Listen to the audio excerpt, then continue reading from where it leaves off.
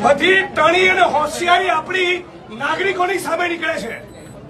નેતાઓ સામે કાઢો, બુટલેગરો સામે પાવર કરો તો ખબર પડે, માઇનિંગ માફિયાઓની સામે પાવર કરો તો ખબર પડે કે તમે એસડીએમ છો ને પીઆઈ છો. એટલે બહુ એસડીએમ ફેસડીએમ જોયા, બહુ પીઆઈ બીઆઈ જોયા, આ બહેનોને ધક્કા મારો છો. Was that bloody nonsense? કોણ તો બેવકૂફ? હાથ લગાડો બહેનોને.